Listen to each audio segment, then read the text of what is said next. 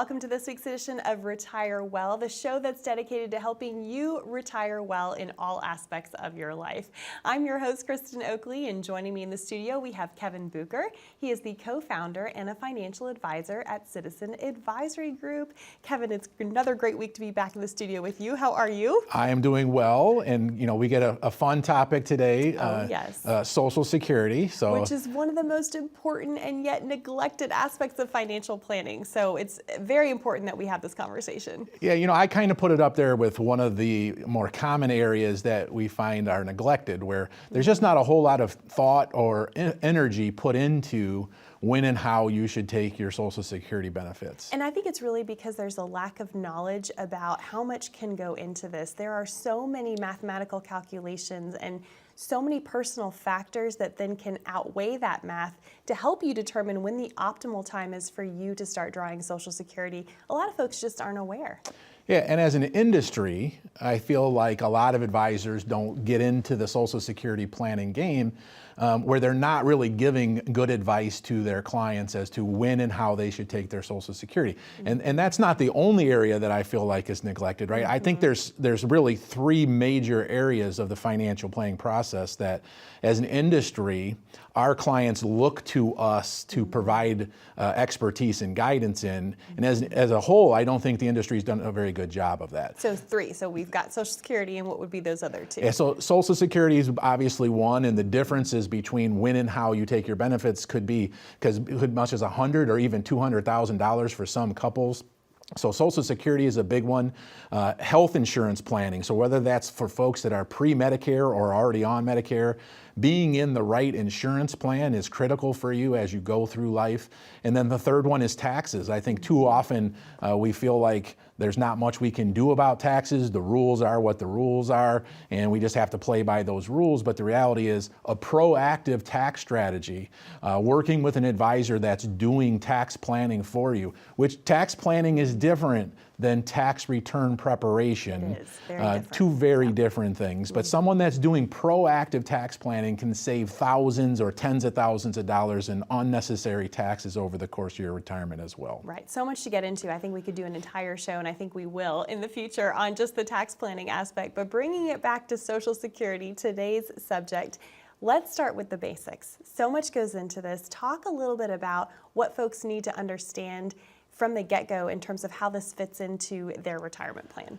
Yeah, so I think I'd want to start by just, what is Social Security? So initially, Social Security, and still to this day, it's a social insurance program. So I think too often people kind of look at it from an investment standpoint of, is Social Security a good investment or not? And the reality is it wasn't really meant to be an individual investment account. Social Security is a social insurance program that's intended to kind of protect folks as we get into the older ages and provide at least a basic level of income.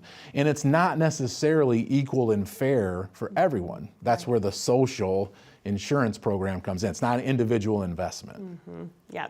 And it was never meant to be anyone's sole source of retirement income. It was meant to be a supplement and to be a safety net. And yet, 40% of Americans are getting over half of their retirement income from Social Security right now? Yeah, it's a huge part of almost every retiree's financial plan once they get into retirement. But too often it's given very little consideration. And I think usually what you end up doing then is just going into the default plan. Yes. So you work, you retire, you trigger your Social Security without really taking into consideration some of the key parts of the decision-making process. Yeah. So, all right, so Social Security, where's Social Security even come from? So Social Security is funded through our FICA taxes, so we pay into both Social Security and Medicare while we are working. And that's where we create the tax revenue for the government to be able to pay those benefits. Yes. So there's a lot of focus right now, and we'll get to this later on in the show, about the solvency issues that we have with Social Security. Because over the years, those FICA tax revenues were greater than the income that was paid out in benefits. So we built this cash reserve, this Social Security trust fund.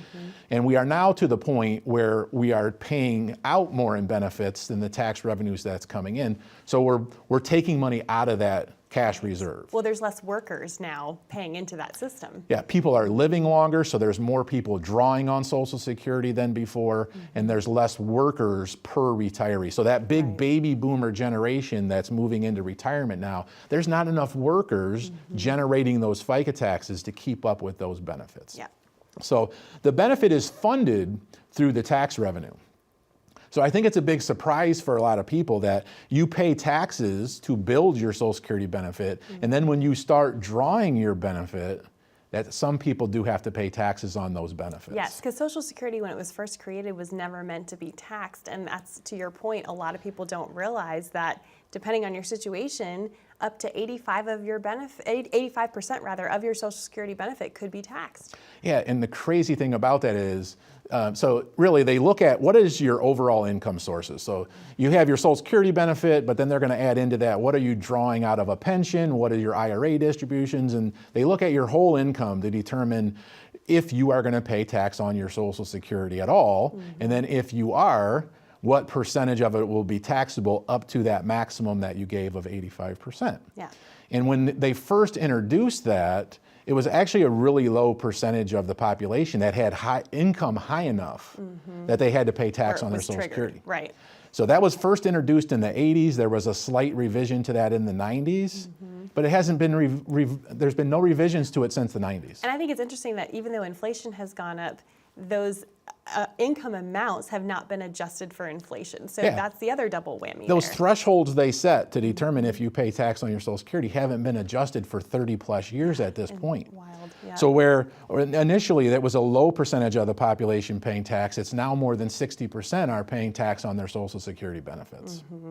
Well, and I know, gosh, we have so much to get into with the timing and all of this, but what else would you say specifically about the taxation piece that folks need to understand? Yeah, so I want to kind of let's just use an example, Paul and Janice. So new retirees, and like most, as they were leaving the workforce, they were Social Security age, so they could start their Social Security, but they were questioning whether it made sense for them to do it. And you know, one of the things that we provide, and it's what we're offering for callers from today's show, is a Social Security comparison where we can look at what's the difference in benefits over these two different periods of time, or we're going to run the model across all the different filing options, but we can then hone that in on just a couple and show you side by side the difference. So we did that for Paul and Janice, but tying it back to taxes, it was more about taxes than the difference in the monthly amount as to what strategy they opted for and what made the most sense for them. So in their situation, you know, they were leaving the workforce, so high taxable income. Right. Their needs were much lower than what their income was at that time. Meaning the income they needed to live off of was less than what they were. Yeah, to support their lifestyle, they didn't need as much income as what they were getting as a worker. Right. But also, what they projected their income to be once they got to the age of 73. And you know, we've talked about this on other shows. When they get to 73, they have a mandatory distribution, the RMD, out of their pre-tax accounts. And in their situation, that is where the bulk of their dollars were invested. And that's true for most people that we see. Most of the dollars are sitting in a tax-deferred vehicle. So how are we going to get the dollars out of those accounts? So for Paul and Janice, there was a pension involved in their situation, but they basically could live off of that pension, and that had them in this very low tax bracket. But when the RMD starts, they shot way up to the 24% tax bracket, so they were going from 10 to 24%. Wow, and that's a big jump. Big jump. Yeah.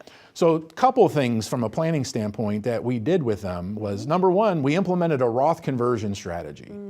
So we're going to take advantage of every dollar we can take from a pre-taxed account that's less than that 24% rate that they project to be.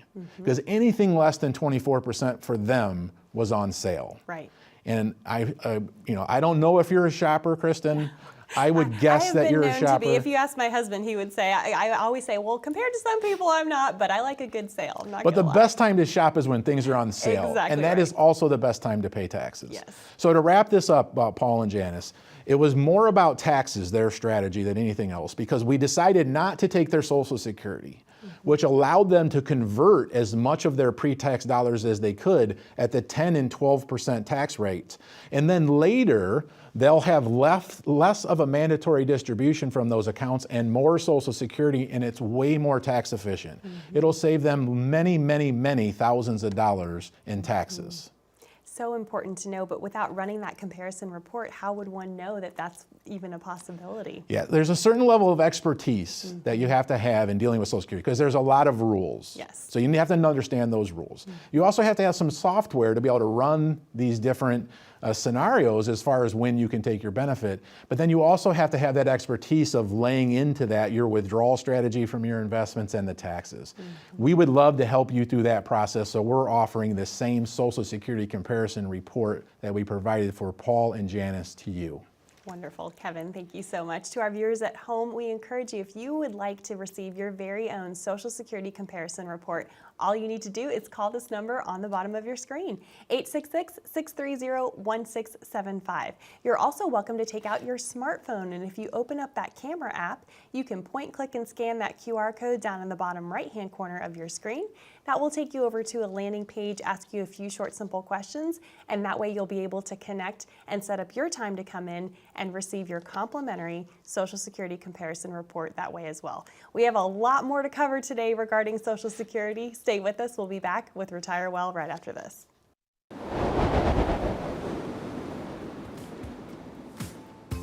For many people, they're on the hope plan and they're just hopeful that inflation isn't going to continue at a high rate, or they hope that their health's going to play out appropriately. And the reality is we don't know. But when we build a financial plan that kind of encompasses all of these areas, Having an investment strategy that syncs up well with your retirement planning strategy, a tax strategy, risk management strategies, and then legacy and estate planning. it just allows people to be free and go live. Whether you have someone that's helping you with your investments and maybe a totally different person that's helping you with your taxes and insurance, you have a disjointed plan, and when you have a disjointed plan, there's cracks in the plan. And we have experts in each of these different areas. And when you're doing it together in a cohesive plan, you stop money slipping through the cracks. We recognize that a successful retirement really has to go beyond just the financial services work we do. But we also have developed what we call Retire Well, which is our wellness program for clients. It has to include some social engagement and social connection. And so we provide opportunities to get involved and get engaged in the community, whether that's an educational event or a walk at our wonderful Toledo Zoo. We are a family business, and as we bring in new clients to our firm, they become part of our family. So family is big to us, and we treat our clients as if they're part of that family.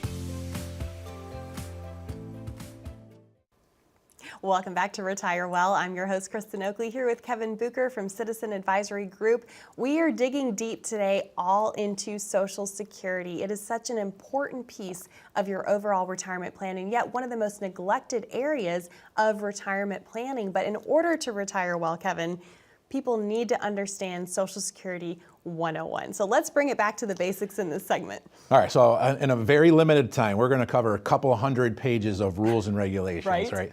So I'm going to just hit some of the highlights. The cliff notes. Cliff yes. notes, extreme cliff notes in this amount of time. So you are paying FICA taxes, and if you have paid and earned 40 credits of coverage, you qualify for a Social Security retirement benefit. So congratulations. Once you've got your 40 credits, you qualify for the retirement benefit. It takes 10 years worth of earnings to get to 40 because you can only get 4 a year. That has nothing to do with how much you're actually going to receive, though. How much you're going to receive, they're actually going to look at a much bigger wage history. So they're going to look at 35 years, your highest 35 years of earnings. Yep. So a caution for those that are looking to retire early.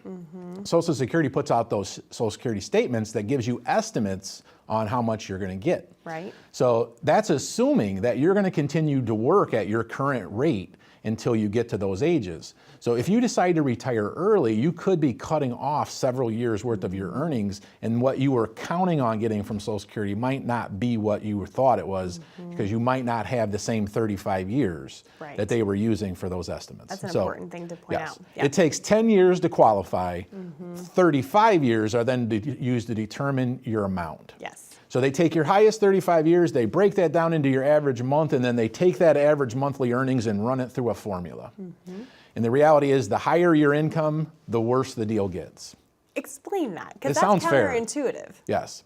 So you get 90% of the first chunk of your average earnings. So that's a really high replacement. But then I only get 32% of the amount above that first threshold. And then I only get 15% of the amount above the second threshold. So as my average earnings is going up, I'm getting less and less of that average replaced in Social Security. Wow. And that was purposeful. I said it at the beginning. Social Security is not an individual investment account. It's a social insurance program. So higher wage earners are essentially subsidizing the benefits for the lower wage earners. So that doesn't make it bad. It's Right. what it was intended to do. It's meant to supply a basic level of income to our society. So once this mathematical calculation is done, though, then there's this important question of when should I take Social Security? I used to travel nationwide presenting just on this subject, and that's the number one question most people want to know the answer to of when should I go ahead and take it? Yes, so depending on the year you were born, you have what's called your full retirement age. And that's when you're entitled to 100% of your benefit. But you don't have to wait until you're your full age to take it, because you Right. can take it early. There's what's called an age reduction to that. So full retirement age for folks born after 1960 is age 67. So if your full age is 67, and you take it when you're first eligible to do so at the age of 62. There's a couple complications with that. The first complication is they are going to reduce your benefit. It's a 30% reduction. So you will get a 30% lower payment for the rest of your life. So that's the first complication. The second complication or issue with filing early is if you are still working. Because you don't have to wait until you're retired to start drawing Social Security. Right. But they put an earnings limit on how much you're allowed to make while you're drawing the benefit. Otherwise, you might have to give some of it back, right? Correct. When you go over that, they're going to withhold those benefits from you. So if you are still working and drawing your Social Security, you need to be cognizant of where those levels are. It's not the end of the world if you go over, but long story short, if you're planning on still working and you're making more than that earnings limit, it usually doesn't make that much sense to start drawing the Social Security. Right, because you just won't get as much as you were entitled to receive. And every month you wait, you get a higher benefit for the rest of your life. Right, and so up till age 70, at which point the increase stops. So there's no point in waiting to take Social Security beyond the age of 70, but for a lot of folks, it might make sense to wait, right? Yeah, in particular in certain situations. So I think we're going to save that for the third segment. Yes. Yep. We'll kind of look at some of these specific areas, planning decisions. Sure. But when you choose to hold off on your benefit, you will get a higher monthly amount for the rest of your life.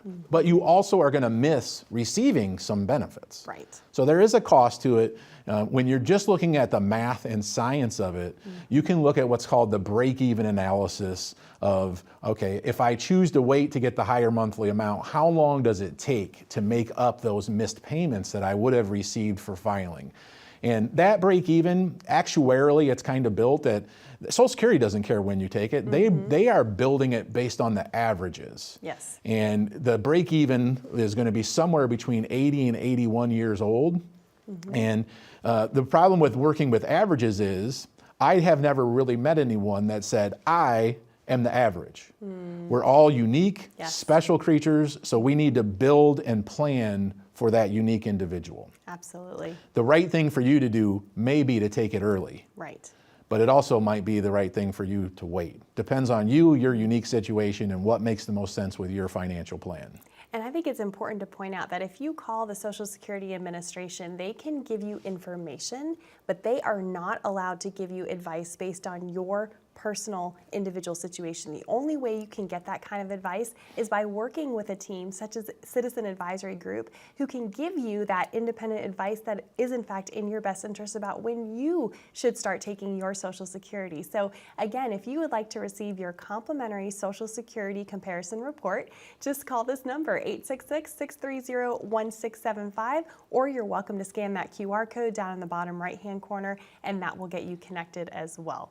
When we come back, we're going to dive into some of these personal factors that can affect your Social Security claiming strategy, as well as helping us understand where we're at with Social Security. Do you think it's going to be there? We're going to talk about the solvency of it right after this.